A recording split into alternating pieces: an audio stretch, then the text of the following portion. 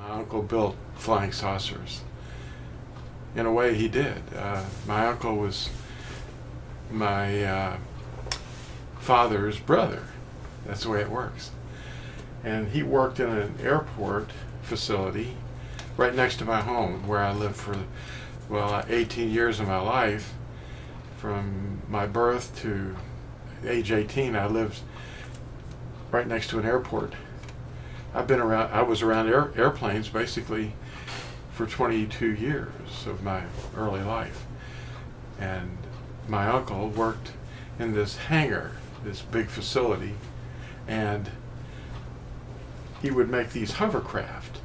And my little friend Bob and I would sneak over and kind of be where we weren't supposed to be and investigate these flying saucers that we were hearing about, that my uncle told us that he was making.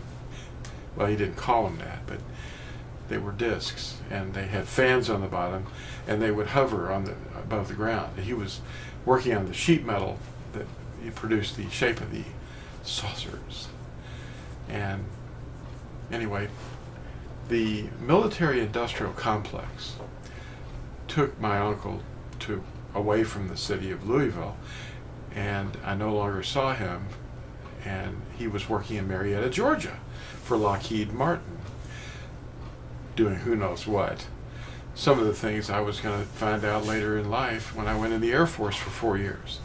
When I went in the Air Force at the age of 18, it was 1968, and I went through basic training and tech school in Illinois, and they gave me a wonderful education in electronics and hydraulics and pneumatics and lots of other things.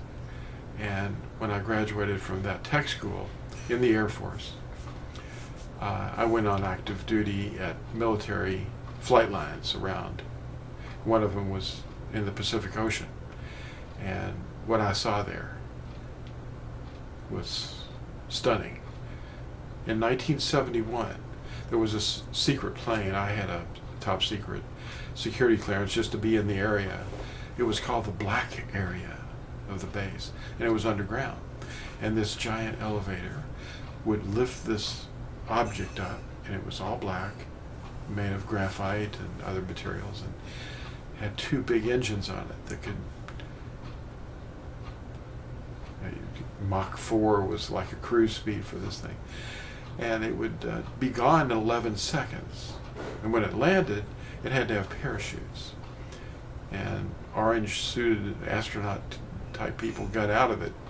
But in 1971, this thing was called the SR-71. I'll show you a picture. And that was 50 years ago today. What do you suppose they're making now? Well, they had these things then, and I saw them. And I got out of there as soon as I could. And in 1972, I was given an honorable discharge from the United States Air Force.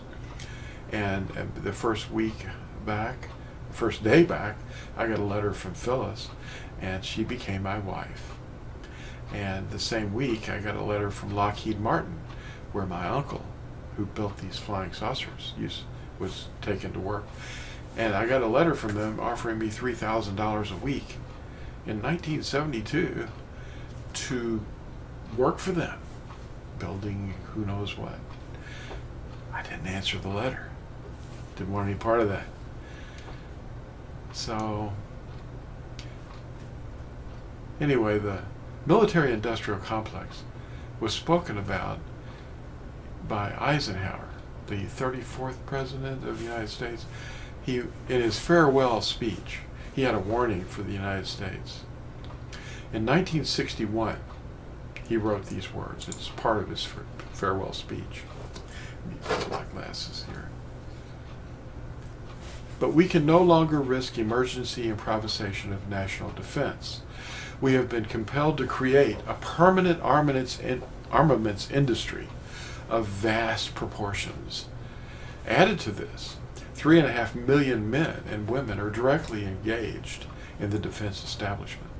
We annually spend on military security alone more than the net income of all United States corporations.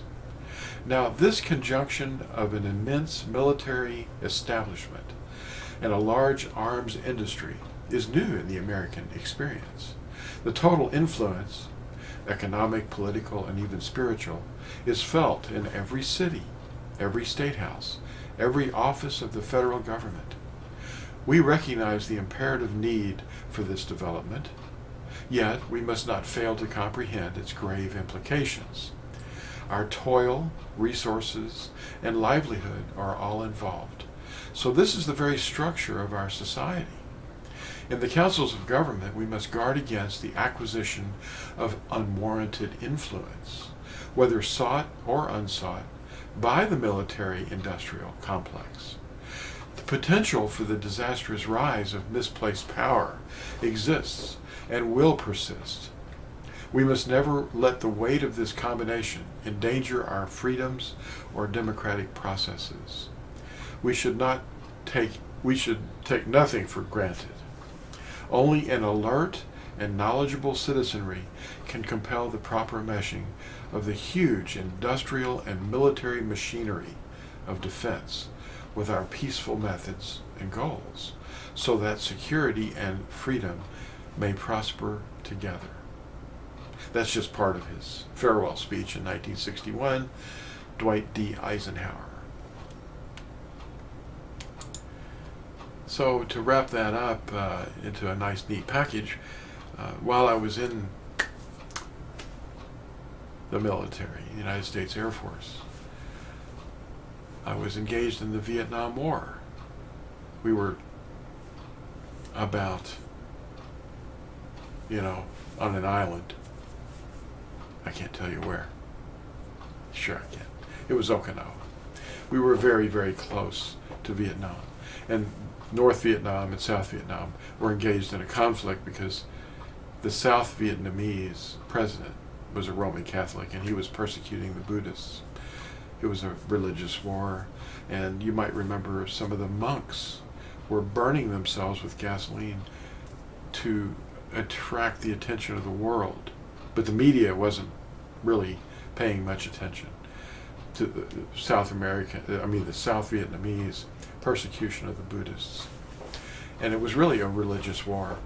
But back behind it was the military-industrial complex making money off of the armaments. And we were really fighting the Russian military-industrial complex.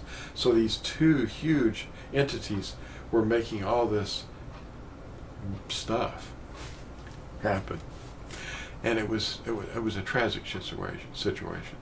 And then added to that, the things that were happening behind the scenes. I could tell you a lot of stories. But thanks for watching this, and beware of the military-industrial complex.